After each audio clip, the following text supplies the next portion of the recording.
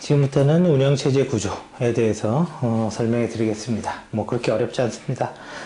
첫 번째 1-33은 이제 프로세스 상태전이 이제 핵심적인 내용을 얘기합니다. 그 다음에 이제 뒤로 보면 1-35에 CPU 스케줄링, 그냥 스케줄링 그래도 됩니다. 그냥 혹은 잡 스케줄링 뭐 이렇게 그래도 되고요. 그다음 뒤로 넘어가서 상호 배제 기법의 데드락, 그 다음에 이제 디스크 이렇게 되어 있습니다. 일단은 뭐 이 짧은 시간에 모든 걸 다 설명할 수는 없고요. 저희가 이제 보통 이제 온라인 과정 해도 뭐 일주일 내내 촬영하기 때문에 오프라인에 아침 9시부터 저녁 6시까지 풀로 수업을 해도 이론 설명이 안 끝나요. 그렇게 이론이 많은 건 사실이거든요. 자, 한번 보죠. 운영체제 뭐죠? 윈도우, 그 다음에 유닉스, 리눅스 뭐 이런 게 있고, 리눅스는 누구나 마음대로 써서 하는 거니까 오픈소스 소프트웨어라고 합니다. 그냥 공짜다 그렇게 생각하면 돼요. 그 다음에 윈도우는 소스코드까지 공개가 안 돼 있죠. 그래서 클로즈드 오퍼레이팅 시스템, 클로즈드 소프트웨어라고 부릅니다. 폐쇄형 소프트웨어다. 개방형이냐 폐쇄형이냐 뭐 이렇게 돼 있고, 어차피 운영체제라는 건 컴퓨터 하드웨어, 컴퓨터 구조를 어떻게 잘 쓸 수 있을 거냐 이런 문제가 있는 거고요. 그리고 어차피 더하기 빼기, 사슬연산과 논리연산은 CPU가 하는 겁니다. 그런데 프로그램이 여러 개가 동시에 뜨는데 동시에는 안 되잖아요. 그래서 순서적으로 이렇게 두는데 작업이 들어온 걸 순서적으로 이렇게 집어넣습니다. 우리가 그런 거를 준비 큐, 그죠? 준비 큐라고 합니다. 큐라는 자료 구조를 사용하고, 큐는 스케줄링 이런 데 쓰는 자료 구조입니다. 그래서 QFIFO, 뭐야? First in, first out. 먼저 들어간 게 먼저 나가는 자료 구조 형태로 되어 있습니다. 준비 큐에 작업들이 기다리고 있다가 CPU에서 딱 들어가서 실행을 합니다. 우리가 그런 걸 디스패치라고 합니다. 그래서 CPU를 점유했다라고 그러고, 근데 CPU를 점유했는데 지 혼자 하루 종일 쓸 수는 없잖아요. 안 그러면 다른 프로그램은 다 기다리고 있어야 되니까. 그래서 일정한 시간 할당량을 줬습니다. 야, 너 1초 안에 못 끝내면 나와. 그래서 준비 큐에 제일 뒤로 가. 그래서 그런 거를 우리는 time run out이라고 합니다. 자, 그리고 더하기 빼기를 하다가 내가 디스크에서 뭔가 데이터를 읽어와야 됩니다. 그래서 입출력 채널, 그죠? 채널이 입출력 처리하는 전용 CPU라고 했죠?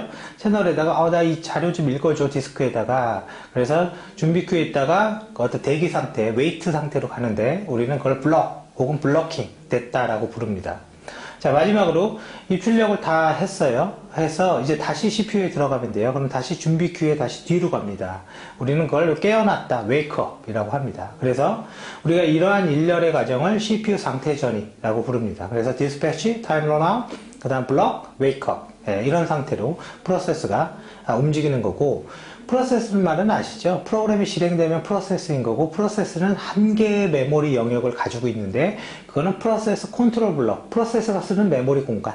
그리고 모든 프로세스는 한 개의 스레드로 되어 있습니다. 그래서 이 말 틀려요. 모든 프로세스는 한 개의 스레드는 가지고 있습니다. 그래서 이 스레드가 사실은 CPU에 들어가서 작업을 수행하는 거고, 한 개의 프로세스가 여러 개의 스레드로 해서 병렬적으로 막 작업을 처리할 수가 있는데, 우리는 그걸 멀티 스레드라고 합니다. 그 대표적인 예가 뭐냐면 백신 프로그램 예를 들어서 바이러스 검사하면 프로그램 하나가 떠서 한 개의 스레드가 검사하는 게 아니라 프로그램을 여러 개 떠서 동시다발적으로 검사해요. 왜? 빨리 처리하려고 그러는 거예요. 자, 그런 것들이 되어 있고, 그래서 CPU 상태 전이에 대해서 봤고요. 자, CPU 스케줄링은 이미 봤습니다. 그 이미가 뭐예요? 아까 CPU에서 작업을 하다가, 야, 너 1초 안에 못 끝내면 나가. 이게 라운드 로빈 방식입니다. 그래서 CPU 스케줄링은 크게 선점과 비선점으로 나눠지는데, 선점이라는 건 내가 작업을 하고 있으면 쫓겨날 수 있냐 이거예요. 우선순위가 바뀔 수 있냐. 비선점은 안 바뀐다 그겁니다. 그래서 선점은 바뀌는 거, 비선점은 안 바뀌는 거, 그런 것들을 가지고 있고, 1-36, 37의 내용을 보면 대충 알 수가 있는데요. 선점은 FCFS, 그냥 순서적으로 들어오는 거 처리하는 거. SJF, 영어 약자 그대로 봐보세요. Short Job First, 작업 처리 시간이 짧은 놈한테 먼저 CPU를 점유해주겠다. 라운드 로빈, 시간 할당량 안에 처리 못하면 나와라. 그걸 얘기하고 있는 거고요. 자, 그 다음 뒤로 가서 멀티레벨 큐. 여태까지는 큐가 하나였거든요. 멀티레벨 큐를 여러 개 놔서, 자, 너는 배치 프로그램 업무, 너는 실시간 처리, 너는 무슨 처리, 이렇게 용도별로 잡이 딱 들어와요. 자, 너 배치지? 그럼 일로 들어가. 너 뭐지? 일로 들어가. 이렇게 레벨별로 분류하는 게 바로 멀티레벨 큐입니다.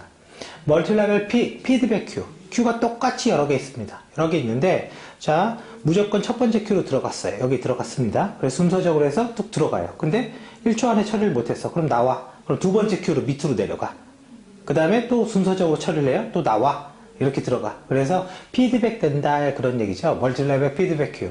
그래서 멀티레벨 피드백 큐는 FCFS, 순서적으로 처리하는 거, 라운드 로빈, 두 가지 방식을 혼합한 방식입니다. 이 두 개를.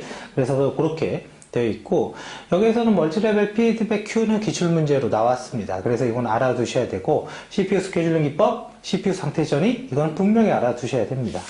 자, 뒤로 넘어가서, 작업을 처리하다가, 이런 거예요. 내가 어떤 일을 하기 위해서 파일 1번을 요청을 해요. 그리고 파일 1번은 프로세스 2번한테 점유되어 있어요. 그럼 나는 그게 점유를 놔야지 들어갈 수가 있습니다. 그리고 프로세스 2번 요놈은 내가 점유하고 있는 파일을 요청을 해요. 이런 관계, 아무도 실행할 수 없는 관계, 우리가 이런 거를 데드락, 교착 상태라고 합니다. 그래서 교착 상태는 네 가지 조건이 있는데, 첫 번째는 한마디로 교착 상태 이거예요. 교차로가 있으면요, 교차로에 차들 다 들어가면 이쪽도 못 가고 이쪽도 못 가죠. 그런 상태가 교착 상태입니다. 교착 상태는 네 가지 조건이 있는데, 첫 번째는 비선점, 우선순위가 바뀌면 안 됩니다. 이거 하나랑, 그 다음에 점유화되기, 내가 어떤 파일을 점유하고 있으면서 다른 걸 요청하고 있는 상태, 그 다음에 상호 배제, 한순간에 한 놈만 쓸 수 있습니다. 왜냐면 아까 내가 어떤 걸 점유하고 있으면서 다른 걸 요청한다라는 건 그 파일을 동시에 사용할 수 없다라는 걸 가정한 거죠, 지금 벌써. 그래서 상호 배제, 한순간에 한 놈만 사용할 수 있습니다. 그 다음에 그게 환영, 그죠? 물고 물리는 관계가 있다 이거죠. 그래서 환영. 그래서 교착 상태의 네 가지 조건은 뭐죠? 비선점, 상호 배제, 점유화되기, 환영. 이 네 가지 조건이 있습니다. 그러면 이런 교착 상태가 일어나면 어떻게 해야 될 거냐? 단순하게 A가 뭘 점유하고 있고 뭘 요청하고 있으면 A를 죽여도 되죠. 그 죽이면 다 풀려나가잖아요. 그럼 희생자 선택인 거예요. 희생자, 누굴 하나 죽인다. 킬로. 유닉스 커맨드 킬로 죽이거나 뭐로 죽이거나 죽인다. 그런 거고. 자, 두 번째는 교착 상태가 일어났냐 안 일어났냐 이걸 알고 싶어요. 교착 상태 발견. 자원 할당 그래프. 지금 제가 말로 한 거를 이렇게 동그라미로 이렇게 그림을 그려보세요. 아, 그럼 환영의 구조가 있네. 이거를 교착 상태를 파악한다 이거죠. 그래서 자원 할당 그래프라는 자료 구조를 써서 교착 상태를 탐지할 수 있다 이거죠. 자, 그러면 아예 일어나지 않게 하면 안 되겠냐? 예방. 그죠? 예방 기법. 은행원 알고리즘. 왜 은행원이냐? 대출의 한도 심사. 그러니까 신용도에 따라서 이 사람한테 대출 한도, 야, 너는 이거 못 가져, 너는 얼마 대출해줄게 말게, 이런 게 대출인 거죠. 즉, 프로세서가 자원을 요청하면 그 프로세서가 쓸 수 있는 한도를 두는 거야. 그래서 한도 안에서 쓰면 안전 상태, 한도 밖으로 나가면 불안전 상태라고 구분을 해서, 특정한 자원 이상은 안 주는 거야, 애당초. 그걸 우리는 은행원 알고리즘이라고 합니다. 예방기법에. 근데 문제는 뭐예요? 말도 안 되는 방법이죠. 프로세서가 어떤 자원을 얼마나 쓸지 어떻게 알아요, 그거를. 그리고 제한한다라는 건 안 되죠. 일을 하려면 써야 되잖아요. 그래서 그게 이제 교착 상태, 기법입니다. 자, 그 다음에 이제 쭉 넘어가시면 이제 드디어 디스크가 나옵니다. 디스크는 그냥 레코드판이죠, 뭐. 그래, 바늘 이렇게 올라가서 읽어 드리는 겁니다. 그래서 헤드라고 하고, 여기 동그라미 요거를 우린 트랙에 요안에 우리 육상선수 할 때 달리기 할 때 이렇게 출발하는 선 있죠? 그걸 섹터라고 합니다. 그래서 디스크 입출력 단위는 섹터 단위로 저장을 해요. 옛날 디스크는 512kB, 그러니까 1섹터의 사이즈였거든요. 그거는 이제 디스크가 발전하면서 조금씩 달라지는 거기 때문에 그건 뭐 알 필요는 없습니다. 그래서 섹터 단위로 이렇게 기록을 하고 있는 거고요. 그러면 디스크가 이렇게 있는데 바늘이 이렇게 움직여서 여기 읽고 여기 읽고 여기 읽고 이렇게 일어나는 거잖아요. 그래서 FCFS 뭐예요? 그냥 순서대로 부르는 순서대로 여기 읽고 여기 읽고 여기 읽고 왔다 갔다 하겠다라는 거고. 자, 그 다음에 SSTF 영어 봐보세요. 영어 뭐예요? Shortest Seek Time 뭐예요? 내가 바늘이 지금 디스크에 여기 있어요. 근데 이 바늘을 기준으로 가장 가까운 데가 여기야. 그럼 가까운 거 먼저 읽겠다. SSTF. 그죠? 근데 가까운 것만 읽으면 이렇게 왔다 가면 여기 있는 거는 계속 기다릴 수가 있잖아요. 그죠? 불합리가 일어나는 거죠. 그래서 스캔.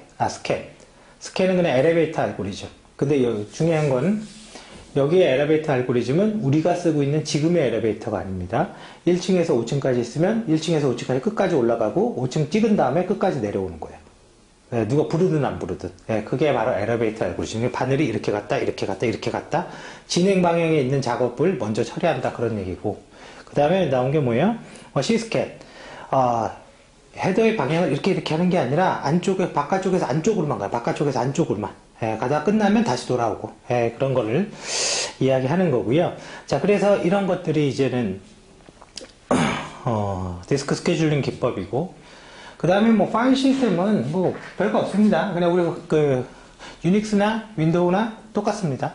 뭐예요? 탐색기 보면 되죠. 윈도우 C 밑에, 모 밑에, 파일 밑에 이렇게 만들어지죠. 이게 뭐예요? 폴더죠, 폴더. 네, 트리 형태의 자료구조. 그래서 파일 시스템은 계층형 구조로 이루어져 있습니다. 물론 그 파일 시스템에 얼마만큼 양을 쓸 수가 있고 압축 기능을 제공해주고 저널링 정보, 이력입니다. 저널링이라는 건 이력 정보, 언제 뭘 했다.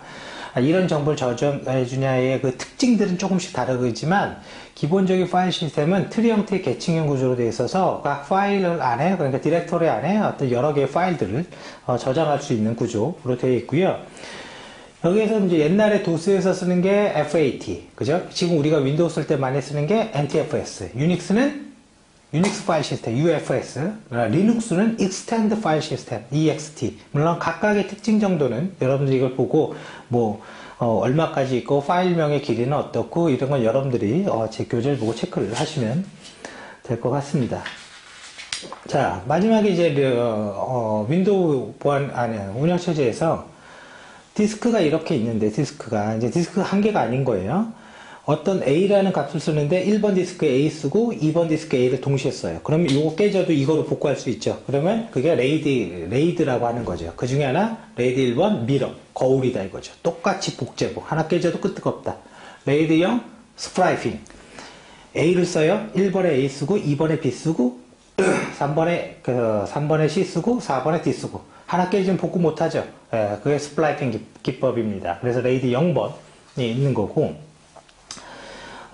그 다음에 이제 레이드 2번은 해밍 코드인데, 에러가 나면 고칠 수 있는 방법이 여러 개가 있는데, 페리티비트, 해밍 코드, 블럭섬, 뭐 이런 것들이 에러 교정 기법이에요. 그래서 해밍 코드는 사실 기반은 임의의 값을 하나 추가해서 그 임의의 값이 페리티라는 뜻입니다.